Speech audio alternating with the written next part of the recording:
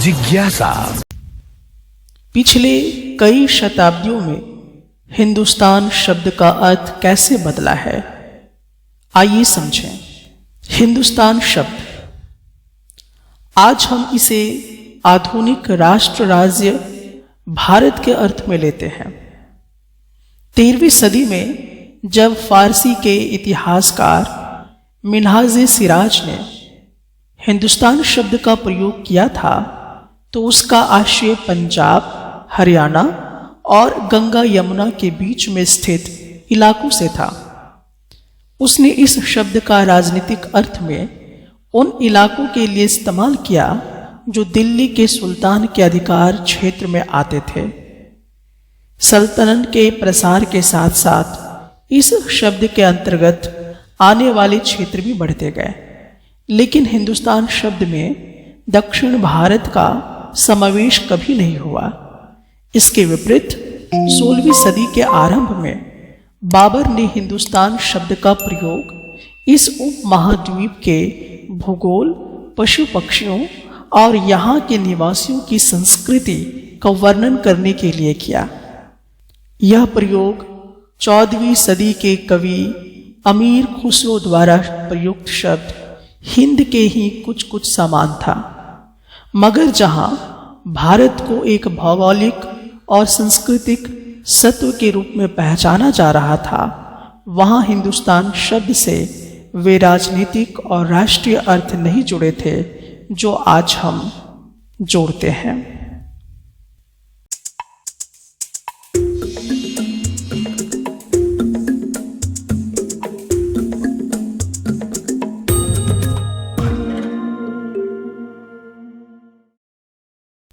In what ways has the meaning of the term Hindustan changed over the centuries?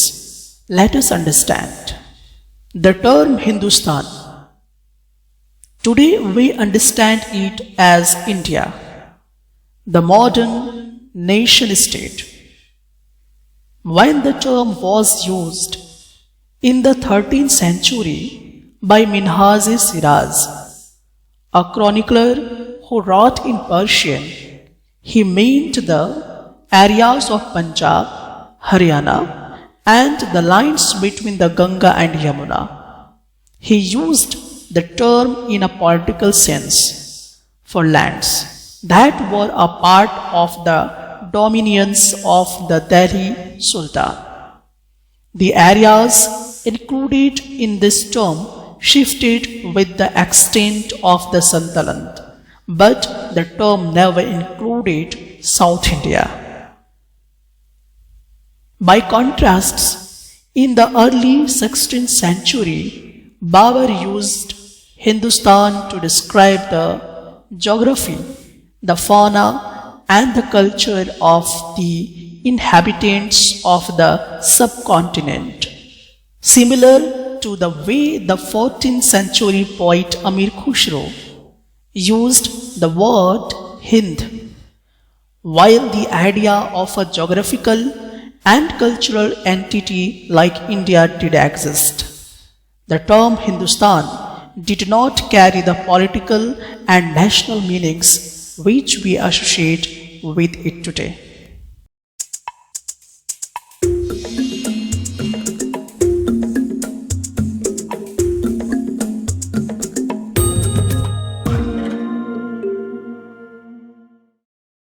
जब दौर आया 700 से लेकर 1750 के बीच का, तो उस 1000 सालों के बीच में काफी तरह का चेंजेस आना शुरू हुआ और ये दौर था मेडिवल पीरियड। लेकिन इससे पहले जो था वो एंशिएंट पीरियड कहलाता है। तो जो हिस्टोरियंस थे, जब मेडिवल पीरियड का दौर आया तो वो हिस्ट्री लिखने के लिए क्या क्या सोर्सेस का इस्तेमाल करते हैं, किन किन सोर्सेस से वो हिस्ट्री को लिखते थे, आज हम लोग इस टॉपिक में यही डिस्कशन करेंगे। तो जब मेडिवल पीरियड आया, यानी कि जब समय आया कहां से कहां तक का, 700 से लेकर 1750 का जब दौर आया, इस पीरियड को हम लोग कहते हैं मेडिवल पीरियड। तो जब ये दौर आया तो क्या जो हिस्टोरियंस थे उनके सोर्सेस, इंफॉर्मेशन के जो सोर्सेस थे क्या वो चेंज हो गए थे, और किस तरह से चेंज हुए थे ये हम लोग देखते हैं। देखिए जनरली क्या था कि जब एंशिएंट पीरियड में थे हिस्टोरियन, तो वो इंफॉर्मेशन को कॉइन से पता लगाते थे, कॉइन्स के माध्यम से वो इंफॉर्मेशन को निकाला करते थे। तो वो एंशिएंट पीरियड में भी होता था और इस दौर में भी, यानी कि मेडिवल पीरियड में भी उन्होंने कॉइन्स का भी इस्तेमाल कर रहे थे। वही नहीं, इंस्क्रिप्शन का भी इस्तेमाल होता था। पहले भी इंस्क्रिप्शन का इस्तेमाल होता था और मेडिवल पीरियड में भी इंस्क्रिप्शन का इस्तेमाल हो रहा था। इंस्क्रिप्शन क्या होता है? इंस्क्रिप्शन का मतलब होता है कि चीजों को लिखवाना किसी चट्टान के सरफेस पे, किसी पत्थर पे, ठीक है, तो किसी चट्टान पे, पथरीला चीजों पे, हार्ड सरफेस पे खुदवा खुदवा के जो लिखवाया जाता है उसको हम कहते हैं इंस्क्रिप्शन। तो इंस्क्रिप्शन का भी उन्होंने इस्तेमाल किया इंफॉर्मेशन के लिए, ठीक है। तो हिस्टोरियन के लिए एक ये भी सोर्स रहा दोनों पीरियड में, चाहे वो एंशिएंट पीरियड की बात करें या इस दौरान यानी कि मेडिवल पीरियड की बात करें। साथ ही साथ वो और कहाँ से हिस्ट्री के लिए सोर्सेस लाते थे? आर्किटेक्चर के माध्यम से। आर्किटेक्चर क्या होता है? तो आर्किटेक्चर का मतलब होता है जो बिल्डिंगें बनी होती थी, जो इमारतें बनी होती थी, उससे वो पता लगा लेते थे कि इसमें क्या क्या इंफॉर्मेशन हो सकता है, तो वहां से इंफॉर्मेशन वो निकाल लिया करते थे। तो आर्किटेक्चर भी क्या था? हिस्टोरियन के लिए सोर्स था इंफॉर्मेशन का। और साथ ही साथ टेक्सुअल रिकॉर्ड्स, तो टेक्सुअल रिकॉर्ड्स का भी इस्तेमाल वो करना शुरू कर दिए थे। तो टेक्सुअल रिकॉर्ड्स के माध्यम से वो इंफॉर्मेशन निकालते थे। तो ये भी जो था हिस्टोरियंस के लिए सोर्सेस बन गया कि इसमें क्या इंफॉर्मेशन है, तो इंफॉर्मेशन लेने का एक ये भी तरीका था। तो उस समय भी हो रहा था और मेडिवल पीरियड के टाइम पे भी होता और एंशिएंट पीरियड के टाइम में भी हो रहा था। लेकिन टेक्सुअल रिकॉर्ड्स की अगर हम यहाँ पर बात करें तो टेक्सुअल रिकॉर्ड्स में क्या होता था कि उस जमाने में पेपर बहुत ही कम मात्रा में होती थी, आसानी से अवेलेबल नहीं हुआ करता था, जिसके कारण से उस जमाने में यानी कि एंशिएंट पीरियड में इसका इस्तेमाल कम होता था और बहुत महंगे पड़ते थे। लेकिन जैसे जैसे पेपर जो है वो इजिली अवेलेबल होता गया और सस्ता होता गया, तो लोग इंफॉर्मेशन को स्टोर करने के लिए पेपर का इस्तेमाल करना शुरू किए। तो जब पेपर का जमाना आया तो उसमें क्या क्या हिस्ट्री लिखी जा रही थी? तो उस समय आपके होली टेक्स्ट लिखे जा रहे थे, यानी कि धार्मिक किताबें लिखी जा रही थी, जैसे कि तो भगवद गीता लिखी जा रही थी, महाभारत लिखी जा रही थी, रामायण लिखी जा रही थी, गीता लिखी जा रही थी, बाइबल लिखी जा रही थी, कुरान लिखी जा रही थी। तो ये होली टेक्स्ट कहलाते हैं, यानी कि पेपर में इस तरह की चीजें लिखी जा रही थी। फिर जो शासक होते थे वो अपने इतिहास लिखाया करते थे, यानी कि क्रॉनिकल्स ऑफ रूलर्स, यानी जो वहां के शासक होते थे वो क्या करते थे? अपना इतिहास भी लिखवाया करते थे। साथ ही साथ क्या हुआ करता था कि जुडिशियल रिकॉर्ड्स भी रखे जाने लगे, यानी कि कानूनी दस्तावेज भी होने लगा, किसको क्या सजा मिला है, क्या रूल्स है, क्या रेगुलेशंस है, इस तरह की चीजें भी आने लगी। और जब इस तरह का प्रचलन बढ़ने लगा तो दौर आ गया मैन्युस्क्रिप्ट का। तो मैन्युस्क्रिप्ट भी एक तरह का सोर्स बन गया, किसके लिए? हिस्टोरियंस के लिए, ठीक है। तो जो हिस्टोरियंस थे वो मैन्युस्क्रिप्ट का भी इस्तेमाल करना शुरू कर दी इंफॉर्मेशन कलेक्ट करने के लिए। अब आपके मन में ये प्रश्न आ रहा होगा, ये मैन्युस्क्रिप्ट क्या है? तो देखिए मैन्युस्क्रिप्ट दरअसल ऐसा है, ठीक है। तो मैन्युस्क्रिप्ट क्या होता है? मैन्युस्क्रिप्ट एक्चुअली में एक रिटन दस्तावेज होता है, और लेकिन इसको हाथों से लिखा जाता था, क्योंकि उस दौर में यानी कि मेडिवल पीरियड में जो 700 से 1750 के बीच का जो दौर था उसमें प्रिंटिंग प्रेस नहीं आया हुआ था, यानी कि जैसे कि आज हम लोग प्रिंटर वगैरह से बहुत सारी चीजें कॉपी करके कर लेते हैं, तो उस जमाने में ऐसा नहीं होता था। तो वो इंफॉर्मेशन को क्या किया जाता था? हाथों से लिखा जाता था। तो हाथों से जो लिखा जाता था चीजें, उसको हम मैन्युस्क्रिप्ट कहते थे। तो ये सब मैन्युस्क्रिप्ट थे। बहरहाल ये जो मैन्युस्क्रिप्ट होता था इनको ज्यादातर कौन इस्तेमाल करते थे? ये किनके लिए ज्यादातर हुआ करता था? तो मैन्युस्क्रिप्ट ज्यादातर जो होते थे वो वेल्दी पीपल कलेक्ट किया करते थे, जिनके पास बहुत पैसा होता था वही इनका कलेक्शन किया करते थे। जो रूलर्स थे वो इसका ज्यादा इस्तेमाल किया करते थे, टेम्पल्स वगैरह में पंडित वगैरह सभी इसका इस्तेमाल किया करते थे। और ये जो मैन्युस्क्रिप्ट होता था, ये मैन्युस्क्रिप्ट को रखा कहाँ जाता था? तो ये सारे मैन्युस्क्रिप्ट्स लाइब्रेरी में रखा जाता था, आर्किव्स में रखा जाता था। अब ये आर्किव्स क्या है? तो आर्किव्स जनरली एक तरह का प्लेस होता है और उस प्लेस में बहुत सारे डॉक्यूमेंट को या मैन्युस्क्रिप्ट को स्टोर करके रखा जाता है, तो उसको हम लोग क्या कहा करते हैं? आर्किव्स कहा करते हैं। और साथ ही साथ जैसे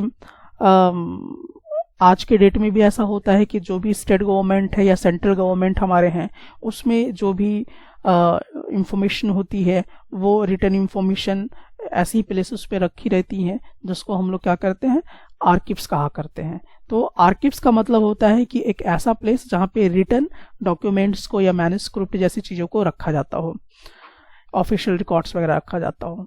सो इस तरह से चीज़ें जो है वो मैन्युस्क्रिप्ट जो है आर्किव्स में स्टोर किए जाने लगे। लेकिन अब एक बहुत ही इंपॉर्टेंट पॉइंट आता है कि these manuscripts and documents provide a lot of detailed information to historians. एक तो ये एडवांटेज की बात हो रही थी कि जो हिस्टोरियंस थे उनके लिए इंफॉर्मेशन का जो सोर्स बना वो क्या बना? मैन्युस्क्रिप्ट्स बना। तो बहुत सारी इंफॉर्मेशन निकल के सामने आ रही थी और बहुत हिस्टोरियंस को मदद भी मिल रहा था, बहुत सारी इंफॉर्मेशन वो गेन कर रहे थे। But they are also difficult to use.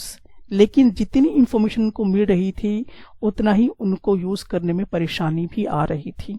अब ऐसा क्यों हुआ?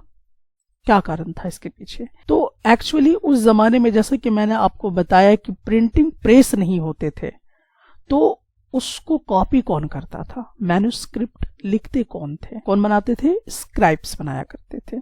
जैसे कि इस पिक्चर से आप बहुत बढ़िया से एक एग्जाम्पल के माध्यम से समझ सकते हैं। देखिए यहाँ पर एक आपको दिखाई दे रहा है टेक्सुअल चीज है और इसी को देखकर इस वाले में कॉपी किया जा रहा है। ठीक है, यानी कि ये हाथ से लिखा जा रहा है इस डॉक्यूमेंट को, तो इसको हम कहेंगे कि ये मैन्युस्क्रिप्ट जो है वो लिखी जा रही है। अब ये हाथ से क्योंकि लिखा जा रहा है, एक मैन्युस्क्रिप्ट बनाया जा रहा है, तो जो लिखने वाला होता था, जैसे कि यहाँ पे आप इसको देख रहे होंगे, तो जो लिखने वाला होता था उसको हम लोग क्या कहा करते थे? स्क्राइब्स कहा करते थे। तो ये स्क्राइब्स है। ठीक है, तो अब यहाँ पे जैसे कि हिस्टोरियन के लिए सबसे बड़ी परेशानी क्या आ रही थी कि मैन्युस्क्रिप्ट से इंफॉर्मेशन तो बहुत ज्यादा उनको मिल रहा था, लेकिन उनके साथ उनको डिफिकल्टी बहुत महसूस हो रही थी यूज करने में। तो क्या कारण था? तो कारण ये था कि स्क्राइब्स जो थे वो मैन्युस्क्रिप्ट अपने हाथों से लिखते थे, और जब हाथों से वो कॉपी करके लिखते थे तो उसमें थोड़ी थोड़ी चेंजेस हो जाया करती थी। और scraps copied manuscripts, they also introduced small changes। तो कुछ उसमें छोटी छोटी चेंजेस आ जाया करती थी, जैसे यहाँ का शब्द वहां, वहां का सेंटेंस यहाँ। तो ये जो छोटा छोटा डिफरेंसेस है ये बढ़ता गया जैसे जैसे जैसे जैसे मैन्युस्क्रिप्ट स्क्रैप्स के जरिए कॉपी की गई लंबे समय तक, तो ये थोड़े थोड़े क्या हो गए? जो चेंजेस थे वो एक दूसरा रूप लेना शुरू कर दिया। सो इसका परिणाम क्या हुआ? Historians have to read different manuscripts versions of the same text to guess what the author had originally written। तो इसका नतीजा ये हुआ कि जब इस तरह से मैन्युस्क्रिप्ट कॉपी किए जाने लगे तो अलग अलग मैन्युस्क्रिप्ट के वर्जन उनको एक ही सेम टेक्स्ट के लिए पढ़ना पड़ता था। तो ये उनके लिए डिफिकल्टी है, समय का बर्बादी होना शुरू हो गया और वो गेस करना शुरू कर दिया कि आखिरकार ओरिजिनली में ऑथर क्या लिखा है, वो पता करने में भिड़ जाते थे। तो उनका समय का बर्बादी था, उनको एफर्ट ज्यादा लगाना पड़ रहा था। तो ये एक डिफिकल्टी उनके सामने आई जब मैन्युस्क्रिप्ट की कॉपी होने लगी। अब ये थोड़ा सा समझना एग्जाम्पल के माध्यम से कि जब मैन्युस्क्रिप्ट कॉपी हो रहे थे, जब स्क्रैप्स इसको लिख रहे थे, तो स्मॉल चेंजेस हो रहा था। तो कैसे हो रहा था? तो इसको थोड़ा समझने के लिए हम लोग यहाँ पर लेते हैं कुछ एग्जाम्पल। जैसे कि मान लीजिए आप हैं और आपका फ्रेंड है, आप किसी दिन स्कूल नहीं जा पाए, लेकिन वो फ्रेंड आपका स्कूल गया, वहां पे जो टीचर्स पढ़ाए उसको नोट किया। अगले दिन आपने कहा कि भाई मुझे वो नोट दे दो, मुझे कुछ कॉपी करने हैं। तो मान लीजिए कि हुआ क्या चीज कि आपका दोस्त कुछ इस प्रकार से लिखा हुआ था। अब इसको ठीक से आप रीड नहीं कर पा रहे हो, कुछ वर्ड यहाँ वहां होगा, कुछ वर्ड आपको समझ भी नहीं आया, तो आप क्या करोगे? गेस करोगे, और गेस करके उसके बाद आप क्या करोगे? इसको कुछ इस ढंग से कॉपी करोगे अपने कॉपी में। सो कुछ चीजें यहाँ पे बदल जाएंगी, ठीक है। तो यहाँ पर क्या होता है कि जब उसको आप कॉपी करना शुरू करते थे तो वहां पर कुछ ना कुछ स्मॉल चेंजेस आ जाया करते थे।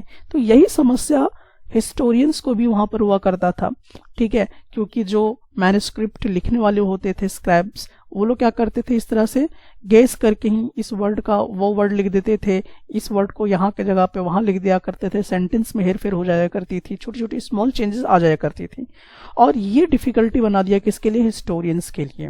अब जैसे जैसे समय बीतता गया तो जो ऑथर्स थे वो इतिहास को अलग अलग समय में अपने तरीके से लिखते चले गए।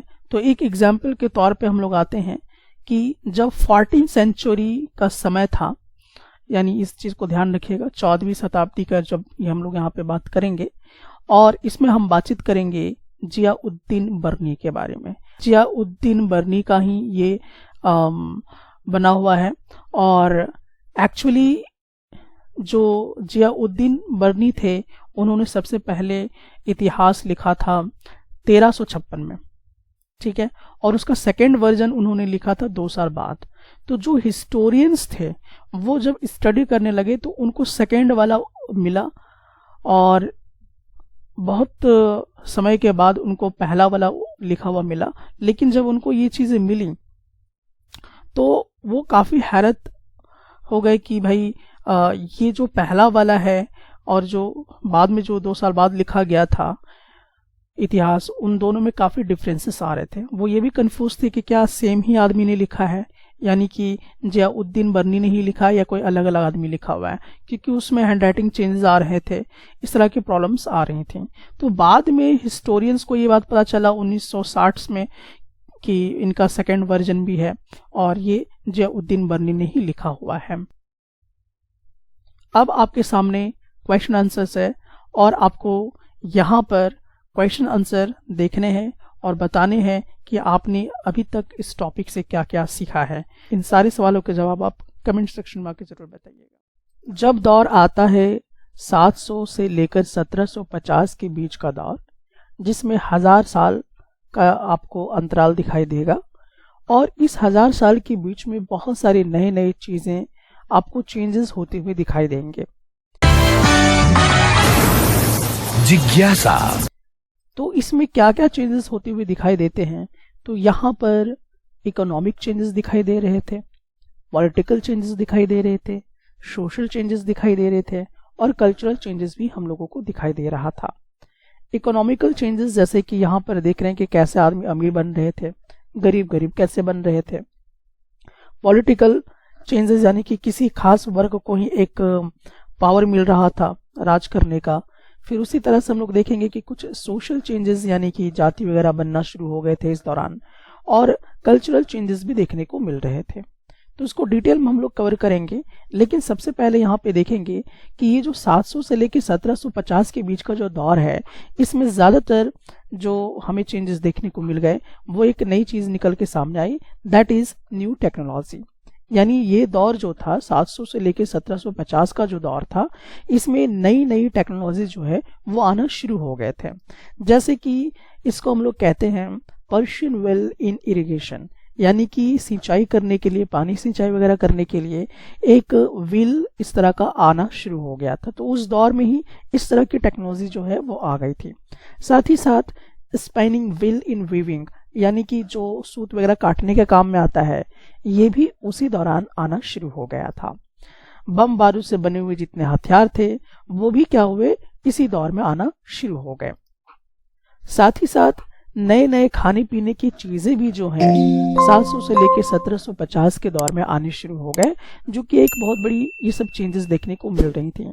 इस दौरान क्या क्या नई नई चीजें, खाने पीने की चीजें आ रही थी, तो जैसे आलू यानी पोटैटोज वगैरह जो हैं वो आना शुरू हो गई थी 700 से लेकर 1750 के दौर में। और ये दौर क्या है, मेडिवल पीरियड का दौर है। तो यहाँ पर आपका ये आलू जो है इस दौर में दिखना शुरू हो गया था, लोग इसके यूज करने शुरू कर दिए थे। साथ ही साथ कॉर्न भी इसी दौर में आया, 700 से लेकर 1750 के बीच में यहाँ पर उभरना शुरू हो गया, लोग इसको यूज करना जानना शुरू कर दिए। उसी तरह से कॉफी, चाय, ये तमाम चीजें जो हैं वो 700 से लेकर 1750 के बीच में जो है आना शुरू हो गया था।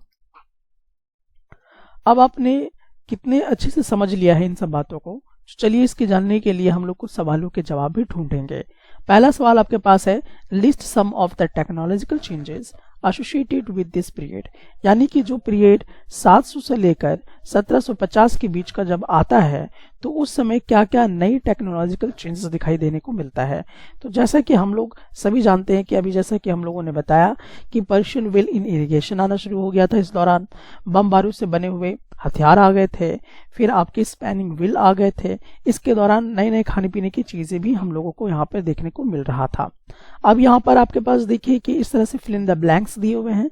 इसमें पूछा जा रहा है, was some of the new crops introduced into the subcontinent during this period, यानी कि जो 700 से लेकर 1750 का जो दौर था उस दौर में क्या क्या नए नए जो क्रॉप्स थे वो इंट्रोड्यूस्ड यहाँ पर हुए।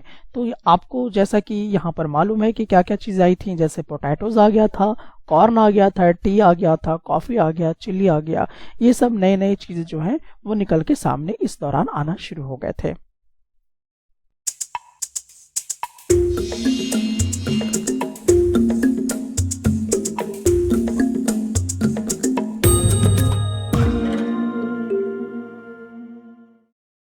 700 से लेके 1750 के बीच का जो दौर रहा, जो पीरियड रहा, इस दौरान हम यहाँ पे देखेंगे कि किस प्रकार से कास्टिज्म जो है वो बनना शुरू हुआ।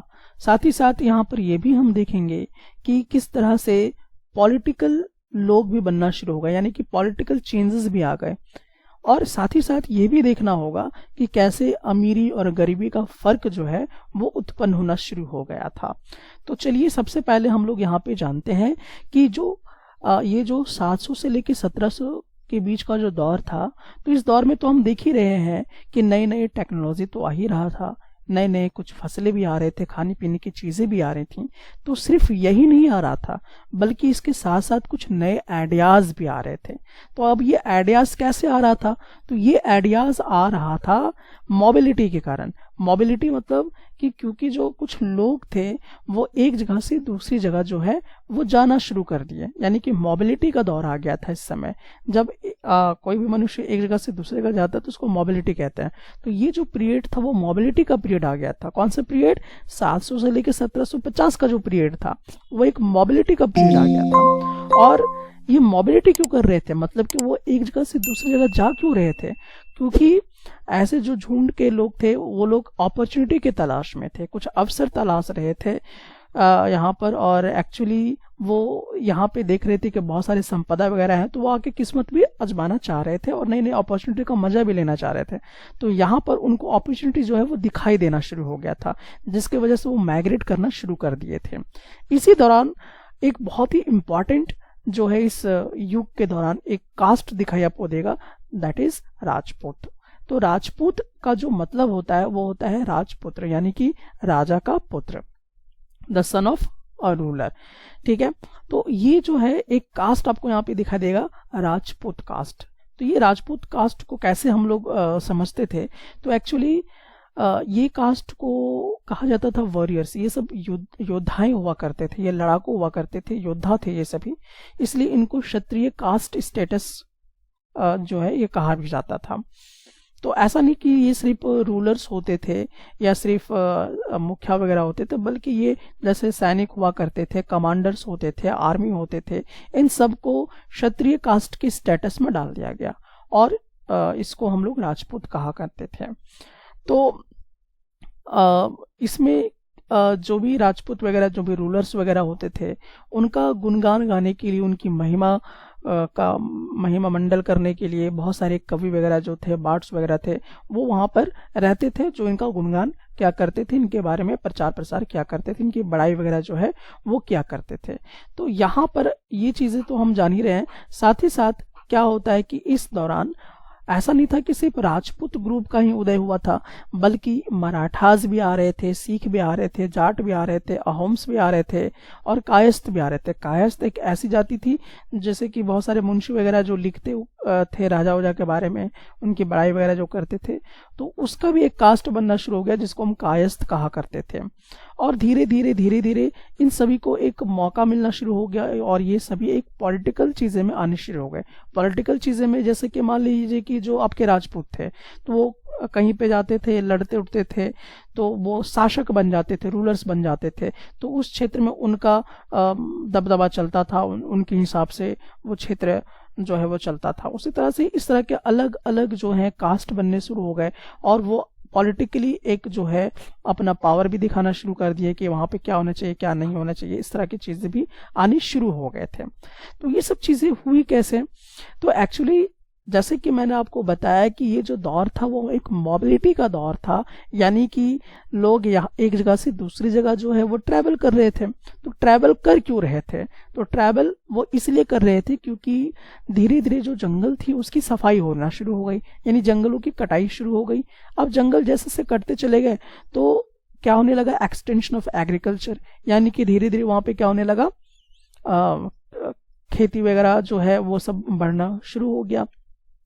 तो इसके चक्कर में जो वहां के जो फॉरेस्ट ड्वेलर्स थे, यानी कि जो वनवासी थे, वो क्या करने लगे? माइग्रेट करने लगे, क्योंकि वहां पे जंगल जब कटाई होने लगी और उनको जंगल में रहने की आदत थी, तो उनको जब जंगल नहीं मिलने लगा तो वो क्या करने लगे?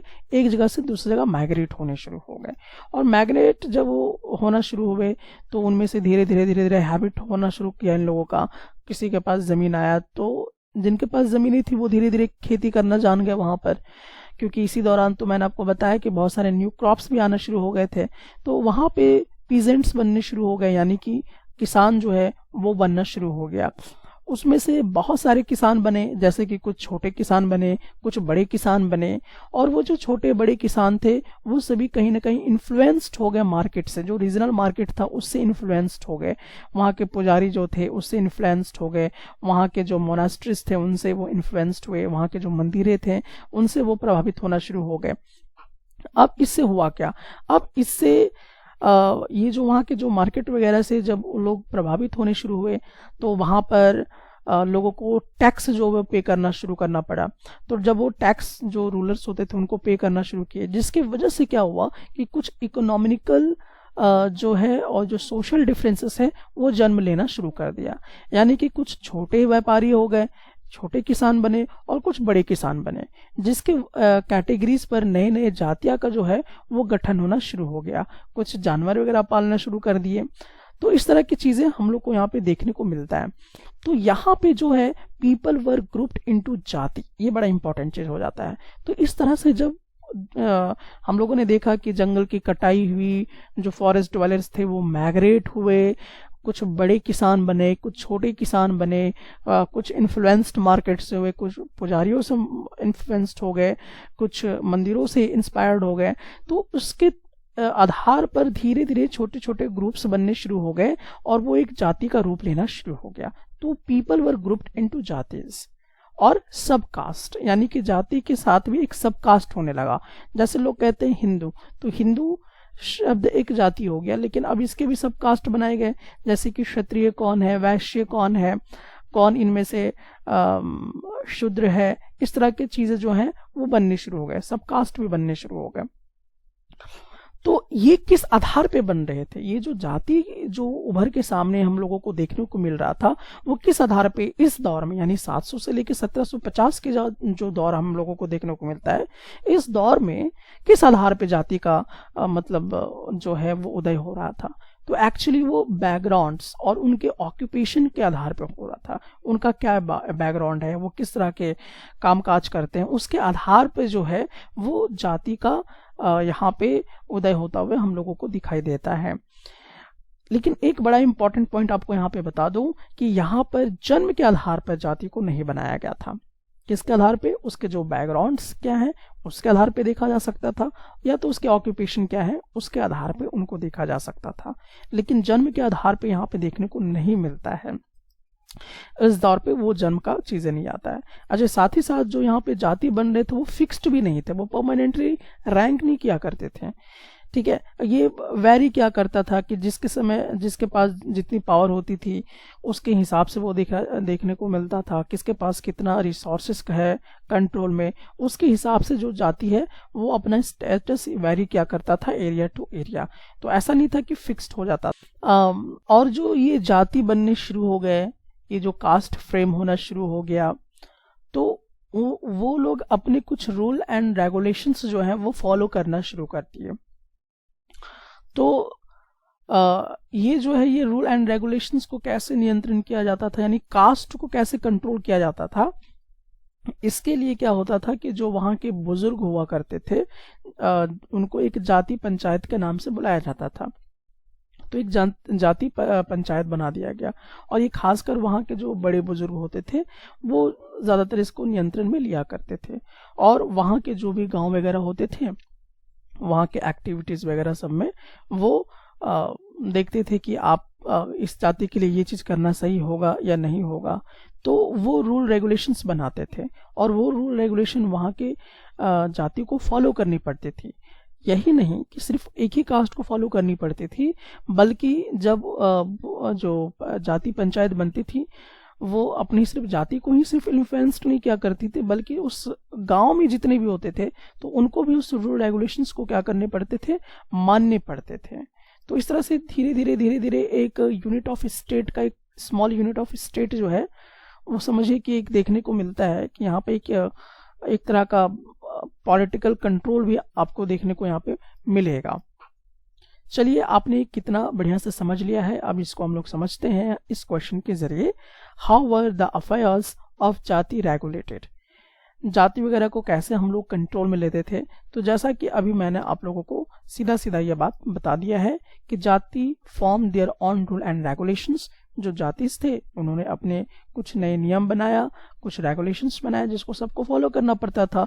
There was an assembly of elders called jati panchayat which used to enforce the rules etc।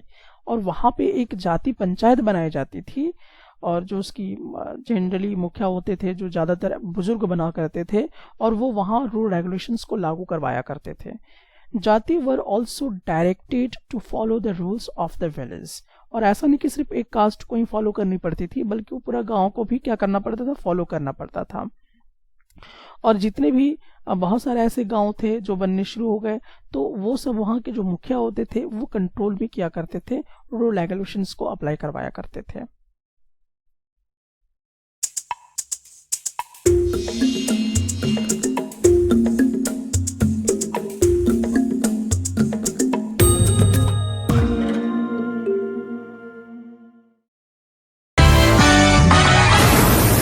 जिज्ञासा। रीजन एंड एम्पायर, इस टॉपिक के अंदर हम देखेंगे कि जब 700 से लेके 1750 के बीच का दौर आया, यानी जिसको हम लोग मेडिवल पीरियड कहते हैं, तो इस दौर में बहुत सारे रीजन्स, बहुत सारे क्षेत्र को कब्जा में किया जा रहा था, और एम्पायर भी खड़े हो रहे थे। तो जैसे कि चोलास जो थे, तुगलक्स जो थे, मुगल्स जो थे, वे सभी क्या कर रहे थे, बहुत सारे क्षेत्र को क्या कर रहे थे, अपने कब्जे में लेते जा रहे थे।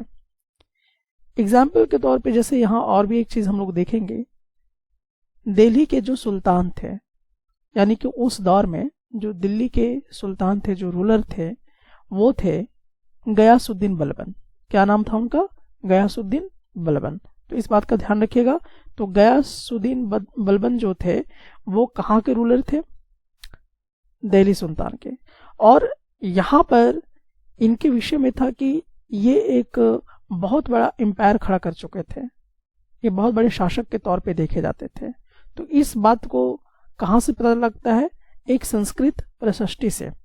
तो संस्कृत प्रशस्ति जो थी उसमें बहुत सारे व्याख्यान लिखे हुए थे, बहुत सारी प्रशंसाएं लिखी हुई थी कि जो गयासुद्दीन बलबन है वो बंगाल से लेकर अफगानिस्तान और पूरे साउथ इंडिया पे अपना कब्जा कर चुका है।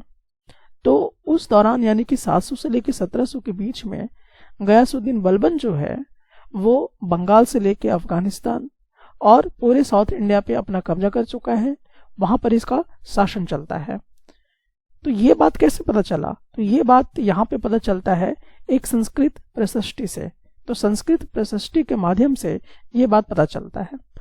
अच्छा, उस समय जो साउथ इंडिया थे उसको क्या कहा जाता था? द्रविड़ कहा जाता था। तो इस पूरे द्रविड़ पर किसका कब्जा था? गयासुद्दीन बलबन का कब्जा हुआ करता था। साथ ही साथ यहाँ पे हम लोग और भी चीजें देखते हैं कि जैसे जैसे यानी कि बहुत सारे जो स्टेट्स थे उसके बीच में संघर्ष होना शुरू हो गए, कॉन्फ्लिक्ट्स होना शुरू हो गए थे। तो उस समय ये भी होना शुरू हो गया था, आपस में ही जो थे स्टेट्स आपस में लड़ जा रहे थे, तो वहां पर संघर्ष होना शुरू हो गया था। लेकिन जब दौर आया किसका, यहाँ पर जब मुगल का पतन हो गया, यानी मुगल एम्पायर जब पूरी तरह से खत्म हो गया, कब खत्म हुआ, 18वीं शताब्दी में खत्म हुआ। तो जब इसका पतन हो गया, मुगल एम्पायर का जब डिक्लाइन हो गया, तो जो रीजनल स्टेट्स थे वो उदय होकर सामने आने शुरू हो गए थे। यहाँ पर 1318 में जब हम लोग देखते हैं तो एक कवि थे, एक पोइट थे, अमीर खुसरो, और उन्होंने कुछ नोटिस किया उस टाइम पे।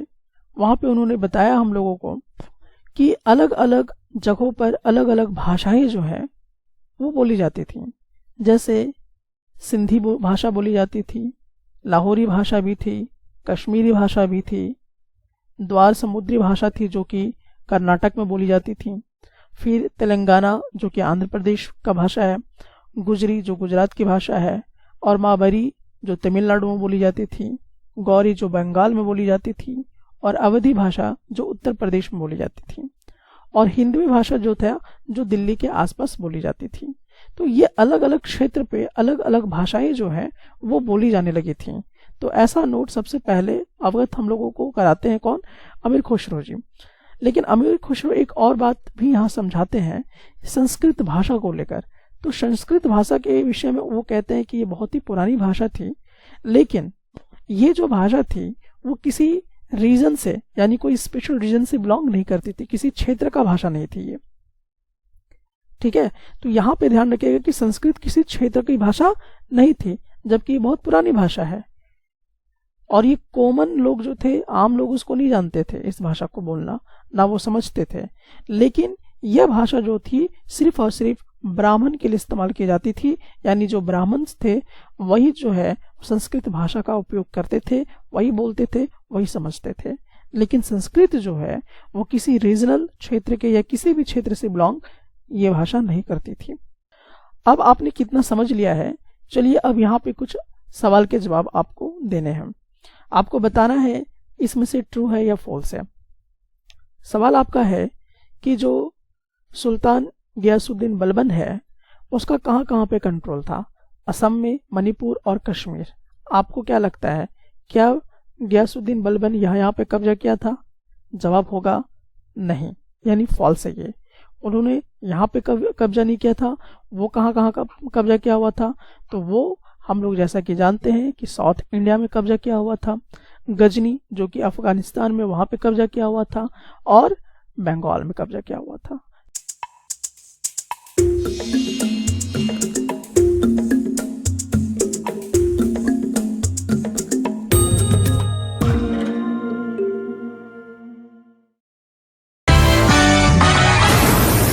जिज्ञासा।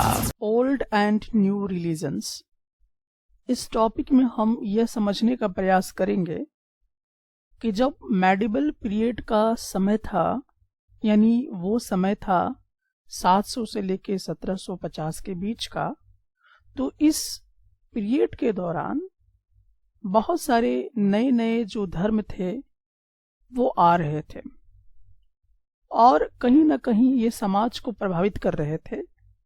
और इसी दौरान कुछ ऐसे धर्म भी आ रहे थे जो समाज पर अपना दबदबा भी बना रहे थे। तो ये जो 700 से लेके 1750 का जो दौर था, इसको हम कह सकते हैं कि ये भक्ति से भरा हुआ एक दौर था, एक युग था। मेडिवल पीरियड का जो युग था वो कहीं ना कहीं भक्ति भाव से विभोर हुआ था, कहीं ना कहीं इसका एक दौर चल रहा था। और इसका जो दौर चलना शुरू हुआ तो इससे जो समाज में रहने वाले लोग हैं या जो उनका इकोनॉमिक ऑर्गेनाइजेशन है, कहीं ना कहीं वो एक दूसरे से जुड़ना शुरू हो गए, और बहुत ही करीबी से वो क्या हो गए, जुड़ना शुरू किए। तो ये हुआ कैसे? तो दरअसल क्या हुआ कि इस युग के दौरान बहुत सारे जो मंदिर थे उसके निर्माण होने शुरू हो गए। बहुत सारे पुजारी जो हैं उनको बहुत रिस्पेक्ट मिलने लगा, क्योंकि इस दौरान, इस युग में ब्राह्मण स्पेशली जो थे वही ऐसे लोग थे जो संस्कृत जो भाषा है उसको वो जानते थे और उस भाषा को आपस में बोलते थे और वो शिक्षित थे। तो जिसके वजह से वहाँ के लोग क्या करते थे कि जो ब्राह्मण होते थे, जो संस्कृत बोलते थे, समझते थे, तो कहीं ना कहीं डेफिनेटली वो एक विद्वान के कैटेगरी में आ जाते थे। तो वो बहुत पढ़े लिखे हैं, तो उनको रिस्पेक्ट जो है वो बहुत ज़्यादा मिलता था। तो रिस्पेक्ट मिलता था तो उनका महत्व जो है धीरे धीरे बढ़ता चला गया। और उन्हीं ब्राह्मणों के जरिए बहुत सारे जो है, उन्हीं ब्राह्मणों में से बहुत सारे पुजारी बने, उनको और रिस्पेक्ट मिलना शुरू हो गया और कहीं ना कहीं ये समाज को प्रभावित करना शुरू किया। और मंदिरों का भी निर्माण हुआ। तो जब मंदिर के निर्माण होने लगे तो वहां पे जो आस पड़ोस के जो लोग हैं वो कहीं ना कहीं प्रभावित होने लगे। तो कहीं ना कहीं वो क्या होने लगे, मंदिरों से उनकी जो आस्था है वो जुड़ने लगी, यानी वो भगवान में विश्वास करना शुरू कर दिए। और इस तरह से कई देवी देवताओं का वहां पर उदय हो गया। तो बहुत सारे वहां पर जो है देवी देवता का पूजा पाठ जो है वो होना शुरू हो गया और बहुत सारे मंदिरें भी बनना शुरू हो गए और बहुत सारे ब्राह्मण जो वहां पे थे उनका जो महत्व था वो बहुत ज्यादा बढ़ने लगा। उनको हर जगह पे रिस्पेक्ट मिलने लगा। क्यों मिलता था उनको रिस्पेक्ट? क्योंकि उनके पास नॉलेज थी। किस चीज की नॉलेज थी उनके पास? संस्कृत भाषा का। तो संस्कृत भाषा का उनके पास नॉलेज था। और ये संस्कृत भाषा जो है, जैसा कि अमीर खुसरो ने हम लोगों को बताया कि संस्कृत भाषा जो है वो किसी एक पार्टिकुलर रीजन में नहीं बोला जाता था, बल्कि यह जो भाषा थी वो सिर्फ एक ब्राह्मणों का भाषा था, जिससे कहीं ना कहीं क्या होता है कि उनको काफी ज्यादा रिस्पेक्ट दिलाता था। उनको एक अलग छवि से लोग देखते थे। जैसे कि अभी आप लोग इसको ऐसे समझ सकते हो कि जो एक बहुत पढ़ा लिखा है व्यक्ति आपके घर के आसपास में और वो बहुत जानकार है, तो आप उनको थोड़ा सा अलग ढंग से देखते हो, आप उनको थोड़ा सा रिस्पेक्ट ज्यादा देते हो, क्योंकि आप उसको मानते हो कि वो ज्ञानी है, वो नॉलेजेबल पर्सन है। यही नहीं, अगर मान लीजिए कि आपके इलाके में सारे लोग हिंदी बोलने वाले हैं या रीजनल भाषा बोलने वाले हैं, लेकिन वहां पर कोई एक ऐसा व्यक्ति है जो बहुत ही फ्लुएंट इंग्लिश बोलता है, तो कहीं ना कहीं आसपास के लोग उससे क्या होंगे, प्रभावित होंगे। और प्रभावित होंगे तो उसका रिस्पेक्ट भी करेंगे, उसके बात को मानेंगे भी। तो बिल्कुल उस दौर में भी ऐसा ही था कि एक खास वर्ग के लोग जिसको हम ब्राह्मण कहते थे, तो उनके पास संस्कृत भाषा की जानकारी थी और वही इसको बोलते थे, समझते थे। तो कहीं ना कहीं उनको हम लोग ज्ञानी के रूप में मानते थे और उनका जो वैल्यू था हमारे समाज में वो कुछ डिफरेंट था। ये चीज आज भी ऐसा ही होता है। आप कभी नोटिस करना कि आपके घर में जो पंडित आता है, जो एक ब्राह्मण है, तो उसको आप रिस्पेक्ट करोगे, उसके चरण को आप छूओगे, उसके बातों को मानोगे। क्यों? क्योंकि कहीं ना कहीं आपके अंदर एक भावना है कि ये एक ब्राह्मण है। अगर थोड़ा डिटेल में जाएंगे तो आप ये समझ पाएंगे कहीं ना कहीं वो एक विद्वान है, ज्ञानी है, या फिर दूसरे वे में कहेंगे कि वो एक भगवान तक आपको पहुंचाने का एक माध्यम है, जो कि एक बेकार बातें हैं। सो यहाँ पर इस बात को समझिए कि जो वो संस्कृत के नॉलेज उनके पास हुआ करते थे, इसीलिए उनको विद्वान के तौर पे देखा जाता था और इस वजह से उनको रिस्पेक्ट मिलता था। और जब रिस्पेक्ट मिलता था तो सब लोग उनके बात को मानते भी थे। लेकिन सिर्फ यही फैक्टर नहीं था, बल्कि एक और फैक्टर आया कि जो पैट्रोनाइज थे, जो पैट्रोन थे, पैट्रोन क्या होता है, यानी कि पैट्रोनाइज्ड हुआ करते थे जो ब्राह्मण थे। पैट्रोनाइज शब्द क्या है, पहले मैं आपको वो बात बता दूं। देखिए, पैट्रोन जो होते थे, पैट्रोन शब्द किसके लिए इस्तेमाल होता है कि एक ऐसा वर्ग है जो बहुत शक्तिशाली है, धन से भी, ताकत से भी। तो वो क्या करते थे, वैसे लोग ऐसे लोगों को जो ज्ञानी होता था, जो किसी कला में माहिर होता था, तो वैसे लोगों को वो क्या करते थे, रक्षा करने का काम करते थे। ठीक है, उनको क्या करते थे, रक्षा करने का काम करते थे, ताकि उसके खिलाफ कोई आदमी ना बोल पाए। ठीक है, तो उनका रक्षक बन के ये काम करते थे, तो वैसे लोगों को हम लोग पैट्रोन कहते थे। तो जो ब्राह्मण थे वो पैट्रोनाइज्ड हो गए थे। अब ये जो पैट्रोनाइज्ड हो गए थे रूलर्स के थ्रू, जो वहाँ के रूलर्स थे, जो शासक थे, जो राजा थे, वो कहीं ना कहीं जो ब्राह्मण होते थे या अदर जो कास्ट के लोग होते थे, जिसको अभी हम लोग थोड़ी देर में आगे देखेंगे, तो अभी मैं यहाँ पे सिर्फ ब्राह्मण के केसेस में ही आपसे बातचीत करूंगा। तो यहाँ पर क्या होता था कि उन ब्राह्मणों को संरक्षण करने का काम करते थे, उनको हर तरह से प्रोटेक्शन देने का काम करते थे, तो वैसे लोगों को पैट्रोन कहा जाता था। तो वो एक ये भी फैक्टर था कि अगर कोई व्यक्ति ये चाह भी ले कि हम उस ब्राह्मण का विरोध करें, अगर वो कुछ गलत भी कर रहा है तो उसका अगर वो विरोध करना चाहता है तो शायद वो उसका विरोध ना कर पाए।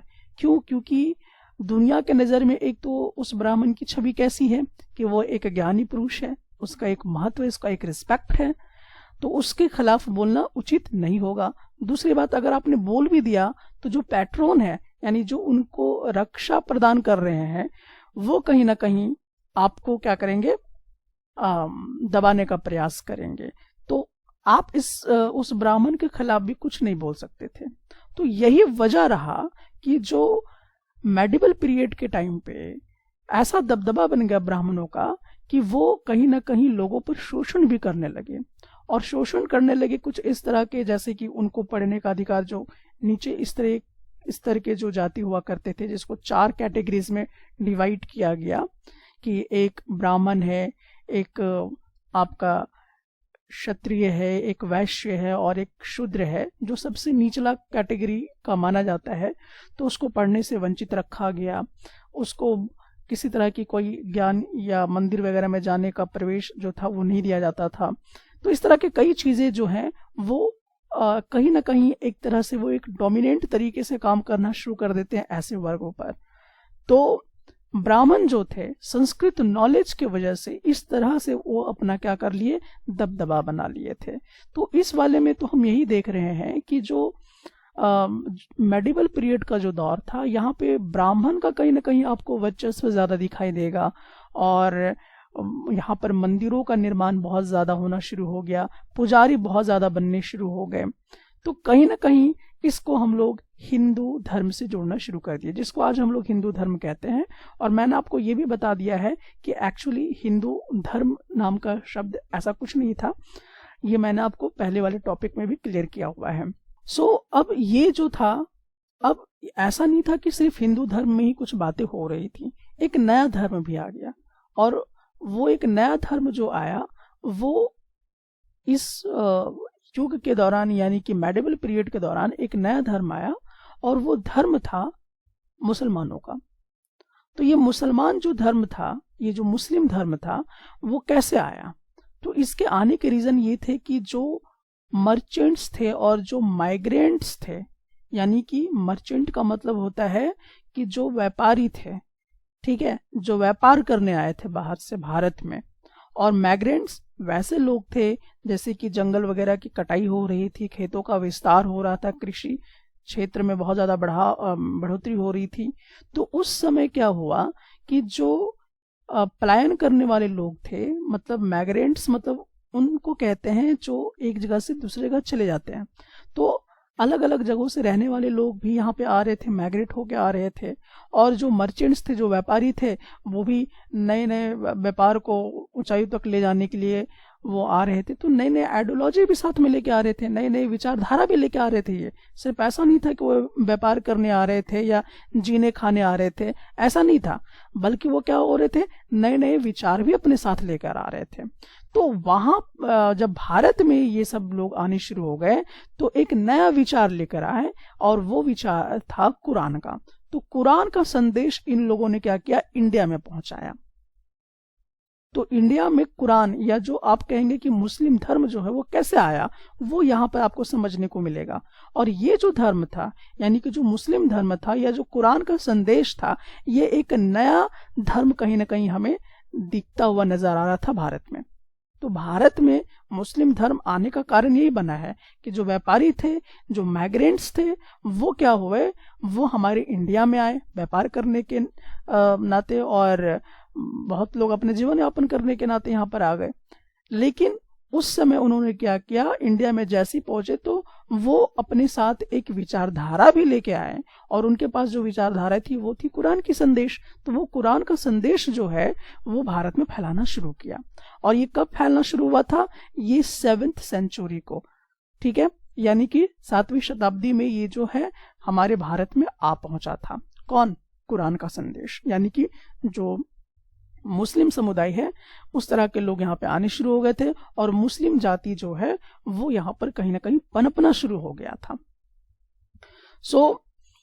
अब यही चीज नहीं, मुस्लिम में भी जब लोग इससे प्रभावित हुए, वहां के आसपास के लोग इससे जब प्रभावित होना शुरू हो गए, तो इसमें भी कई तरह के वर्ण व्यवस्था बन गए।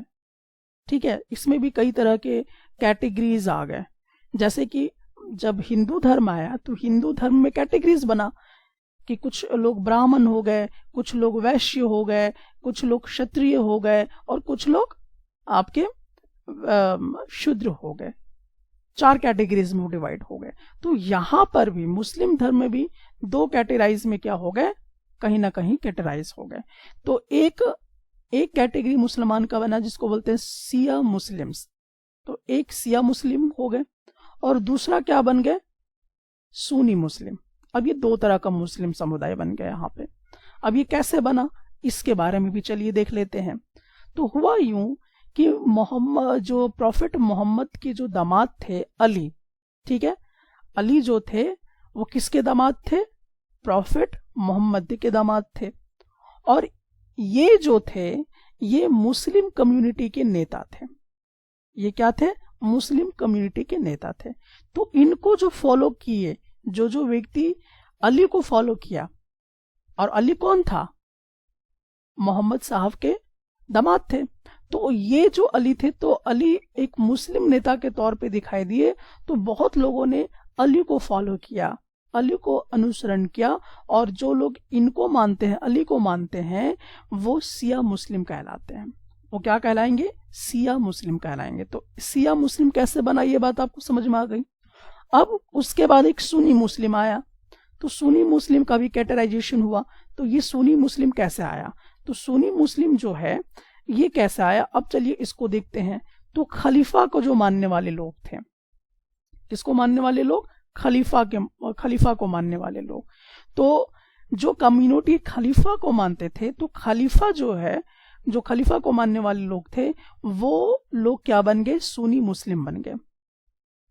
और इस तरह से मुस्लिम में भी 2 तरह के कैटेगराइजेशन आपको यहाँ पे देखने को मिलता है कि मुस्लिम में भी 2 कैटेगरीज आ गए। एक तो सिया मुस्लिम बन गए और एक सुन्नी मुस्लिम बन गए।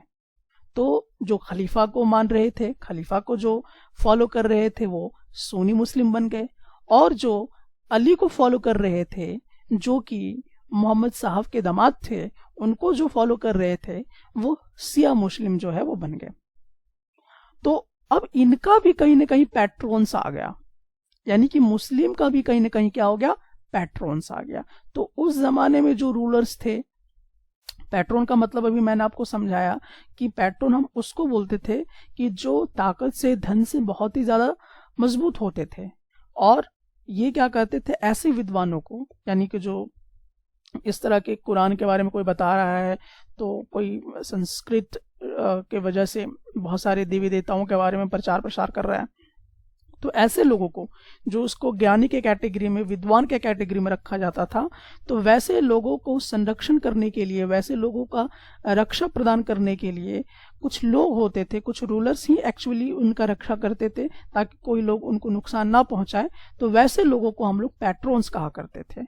तो इस प्रकार से यहाँ पर आपको देखने को मिलेगा कि किस प्रकार से ब्राह्मण का यहाँ पे दबदबा बनता है इस युग में, किस प्रकार से मुस्लिम समुदायों का विकास होता है।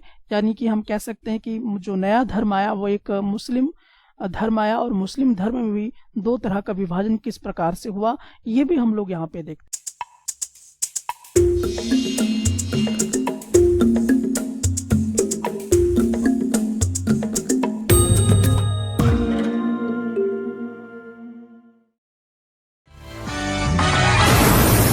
जिज्ञासा, thinking about time and historical periods.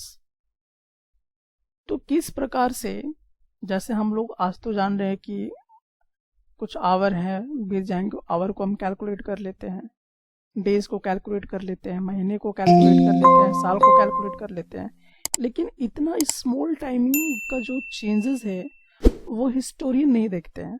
बल्कि हिस्टोरियन अलग तरीके से क्या करते थे कि वो पीरियड को डिवाइड करते थे।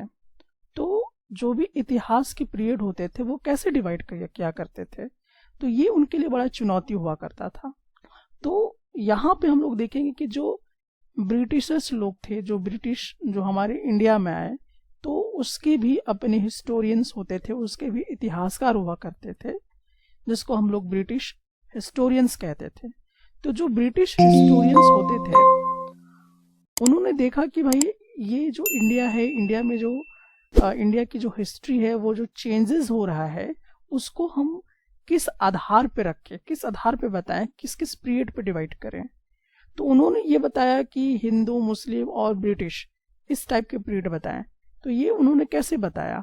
उन्होंने ये बताया कि जैसे मान लीजिए कि अगर हिंदू धर्म का कोई व्यक्ति अगर भारत में शासन कर रहा है, अगर हिंदू समाज का कोई रूलर है भारत में, तो वो हिंदू पीरियड कहलाएगा। और अगर मान लीजिए कि लड़ाई वड़ाई हुआ, उसके बाद मुस्लिम धर्म का कोई व्यक्ति जो है वो भारत में शासन करने लगा, तो उस टाइम पीरियड को हम क्या कह देते? मुस्लिम पीरियड कह देते। और फिर जब दौर आया ब्रिटिशर्स का, अंग्रेजों का दौर जब आया, और जब अंग्रेज हमारे भारत में हुकूमत करने लगे, तो उसको ब्रिटिश पीरियड कहने लगे। तो जो अंग्रेज लोग थे, जो ब्रिटिश हिस्टोरियंस थे, उन्होंने जो हिस्ट्री ऑफ इंडिया है उसकी जो पीरियड का जो डिवीजन उन्होंने किया, वो एक्चुअली किसके आधार पे किया? धर्म के आधार पे किया, रिलीजन के आधार पे किया।